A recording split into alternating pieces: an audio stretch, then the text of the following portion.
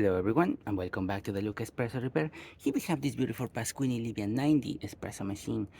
This machine was brought here because the machine is no longer heating and no longer powering on. What basically we have to do is replace the heating element, the power switch and the pressure stat. Sadly the heating element completely blew up and the power switch blew up as well. It was completely shorting out the entire machine. I was able to identify it by checking the wiring and testing basically each component. So for this machine we're gonna be basically removing everything from it.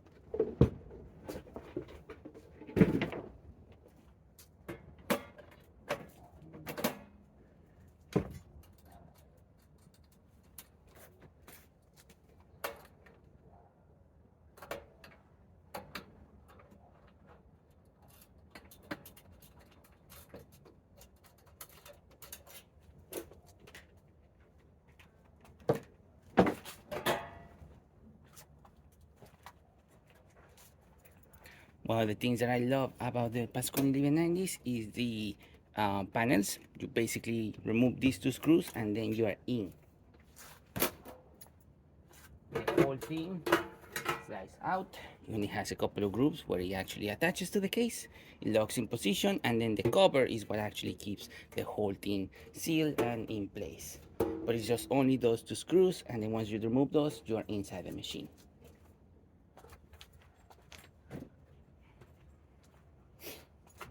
Okay, and now that we have the cover completely off, we can now inspect the back of the machine.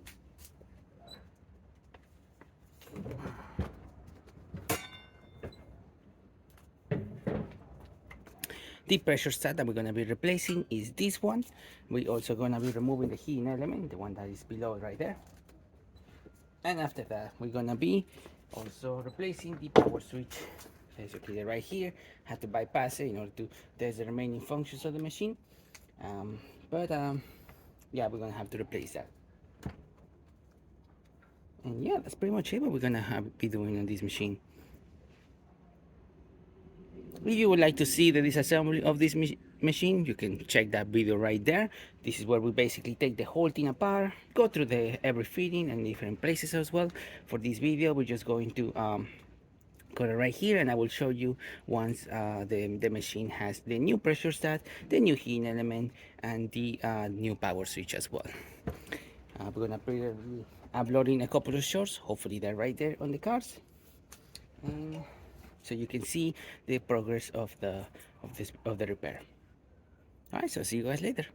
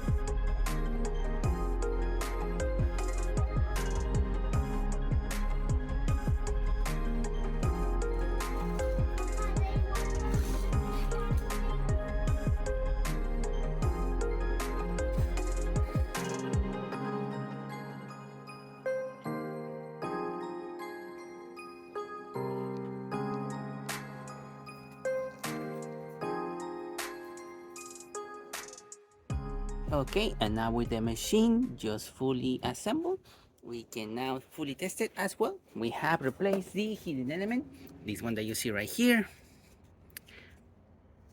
This is the old heating element of the machine. Sadly, this basically just blew out the coil that is inside, that is connecting here and here, and that is inside all around the heating element. Basically blew up, and now it's touching the metal part of the heating element. These have some kind of insulation all around it that prevents that. Over the years, as this gets used, that basically that kind of coil starts to wear down, and it will eventually will break or expand and touch part of this, and it will just start triggering a short in the whole circuit. This one basically died. We can no longer use it. We can no longer use the power switch as well. This is the original one. The neutral was not pushing power anymore. We also replace a lot of the hosing from the back of the machine. This is the hose that was feeding the machine the water to the machine. So as you can see, it's not looking that good. We replace it with a brand new one. We also had to replace the safety valve, the boiler safety valve, this one that you see right here. This one takes care of making sure your boiler doesn't overpressurize. Once they start to leak, you have to replace them. These started to leak once we had pressure on the machine and once we had everything up to 1 bar of pressure. So this was just leaking all over the place. Best to replace. You really don't want this to fail. So we replace that. We also replace internal parts of the vacuum release one. Literally looks like this right here. This is the one that we the internal parts that we use for this one. We make sure that it's not sealing, that it's actually pressurizing and working the way it should be. Other things that we have done is clean the steamer one. As you see early on the video, this did not look like that. It was in really bad shape. Took quite a lot to kind of clean.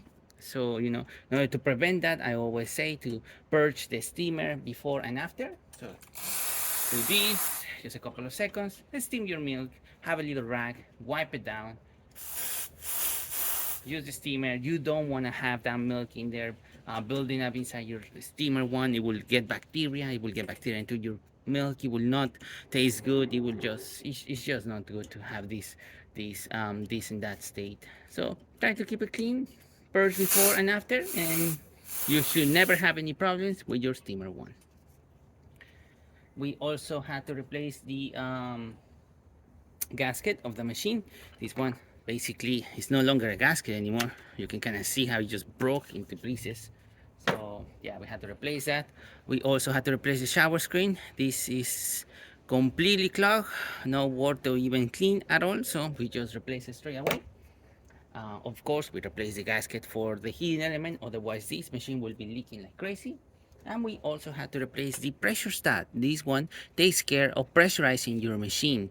You don't want this to fail, because if it fails, your machine will just continuously keep heating up and it will not stop, which will eventually pressurize the entire system, will get the heating element super hot. It can actually burn it as well, will definitely make the boiler safety valve blow up. Is designed for that reason. In that way it will protect the boiler from actually over pressurizing fully, and it will release a bunch of steam from the top and from all the sides and everything, and it will just turn off as a safety precaution. So yeah, you don't want this to fail. There's other systems that we install, and we made sure that the machine is working before. If these parts ever fails, the safety valve will open up, the machine will not burn the heat element, and it will just work. So yeah, we had to replace this one as well. Gaskets. Descale the machine. There was a lot of scale build up, especially on the pressure stat pipe. You can see that right there. We basically had to descale the entire copper pipe, clean a lot of the fittings, clean a lot of the parts of the machine, descale the boiler manually, descale these ones manually as well, and then just give it a good cleaning with a back flush cycle and a bunch of other cleaning procedures from the group head. So right now the machine is working the way it's supposed to. Nice steady stream coming out from the flow. You can have a nice, all the buttons work. Programming, you can program this as well. The flow meter was completely clean as well. We took it out completely apart, make sure there was no debris or anything on any of the hoses, and then put it back together. We can test it out by just doing this. We also kind of warm up our cup like that. There you go. That's like a ristretto doppio, so that would be like a double shot. I'm gonna leave the settings the way they are. And yeah, there you have it. Pasquini Livia 90 SE working once again and ready to brew. So let's brew a shot of espresso. We already have our portafilter packing. This is not the portafilter of the machine. This is not the original portafilter of the machine. This is from my Becerra, which has a very similar group head as the Pasquini. They do share, Pasquini and Becerra share a lot of their components, including the group head as well as parts of the boiler.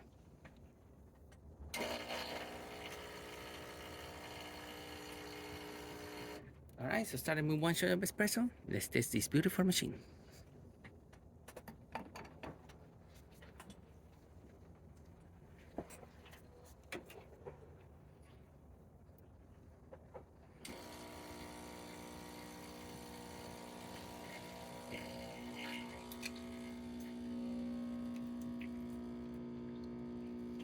Gonna need a little spacer for that, as I probably... There you go. I didn't lock it all the way. Like I said, this is not the portafilter of the machine.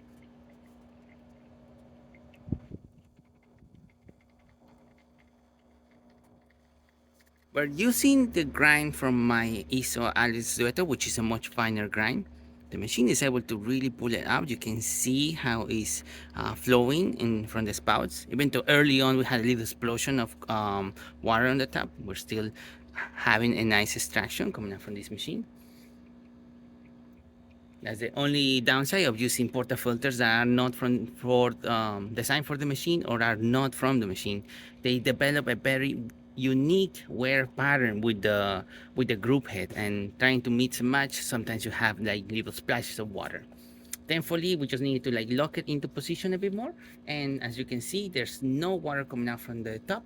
It's only coming out from the spouts. It's pressurized in the way it should be, and of course the velometrics are working as well the way it should be. We're having an espresso doppio, which is almost 2 ounces. So as you can see, amazing crema, looking really good.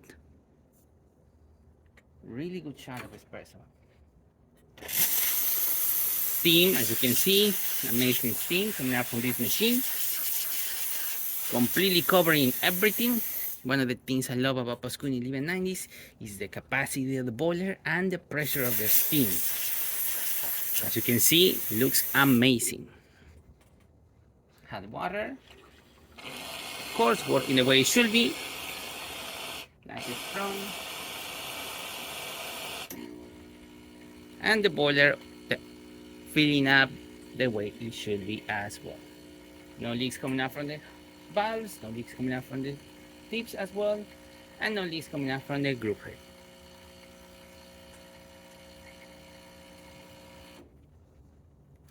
So there you have it, Pasquini Livia 90 SE working once again and ready to brew. Thank you so much for repairing with the Luca Espresso Repair. Please subscribe to the channel if you haven't done so already. Hit that like and hit that bell. Thanks for watching.